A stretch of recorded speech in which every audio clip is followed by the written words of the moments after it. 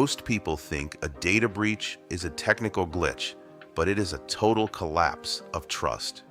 Picture your clinic on a busy Tuesday morning. The coffee machine is humming, and you are clicking through patient charts for your 9 a.m.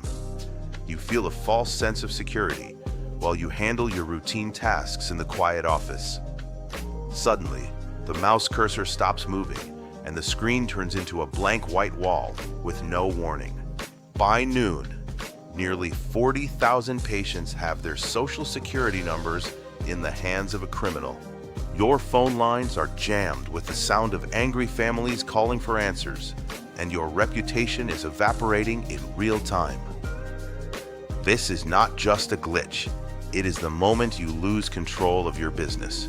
The mistake is thinking your insurance covers damage, while ignoring that trust is harder to fix than a server. I'll show you the steps to take after theft to stop the bleeding and keep your practice open. You catch yourself thinking, being the best at what I do does not include the knowledge needed to negotiate shark-infested cyber waters. You've told yourself, consumer-grade antivirus gave us a false sense of security. You're stuck in that place where you say, I just want to sleep at night knowing we're protected. I'm Kevin, founder of Sentree Systems. For over 26 years, we have been helping small businesses like yours deal with data theft incidents.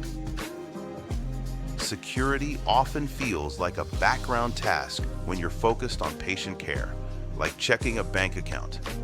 Inside a busy workflow, a malicious link looks like a standard lab result or routine vendor update. It feels as normal as a daily credit card transaction. In early 2024, a medical practice in Pennsylvania found out how quickly that false sense of security disappears. One malicious file acted like a stolen wallet, leading to almost 40,000 patient records and medical histories being stolen. Most owners think staff are too smart to click, but this software is designed to look like tools you use every day. The risk is not a tech problem, but a process gap where speed is valued over verification. Dr. Emily Carter is the Chief Medical Officer at a cardiology practice with 10 physicians. Every single day, the waiting room is packed with patients. Right now, she needs to pull up a patient's imaging results before starting a high-risk procedure. She notices the software is lagging and remembers the office manager mentioned a strange update notification earlier that morning. A flickering pop-up window appears, and she just wants the screen cleared so she can see the heart scans. She clicks accept to get back to work. Within 20 minutes, the entire database of patient histories is locked and unreadable. Dr. Carter is forced to delay the procedure and walk out to tell a worried family they cannot move forward today. She feels the heat of embarrassment as she realizes her quick fix just exposed years of private data to a criminal.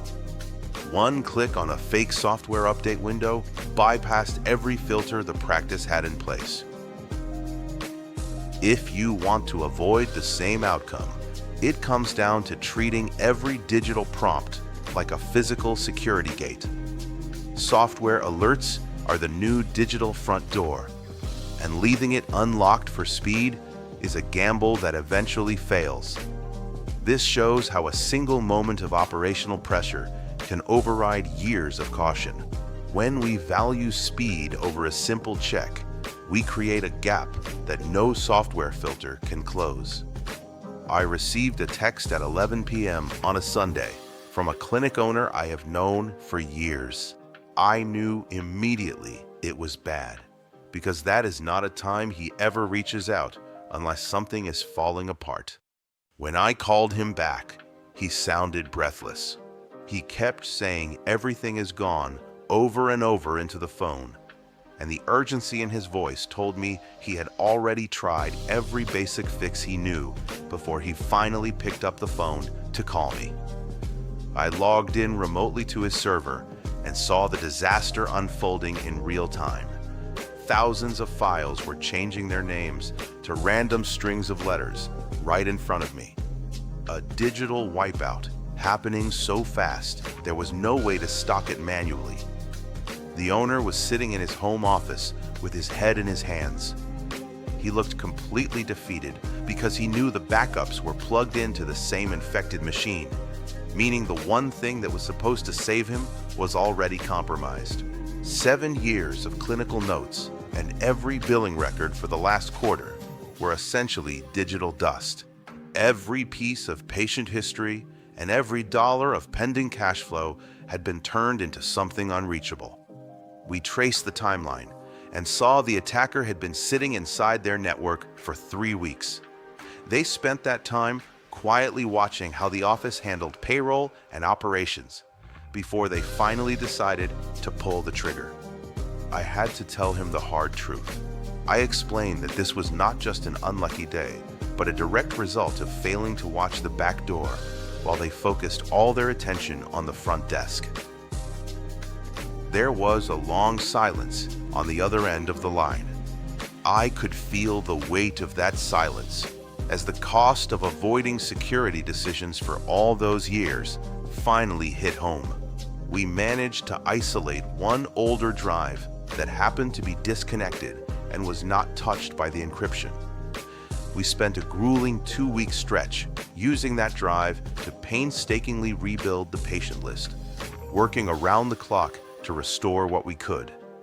But the reputation damage could not be fixed. The local news picked up the story, and 3 of their biggest referring physicians stopped sending patients to the clinic immediately because the trust was broken.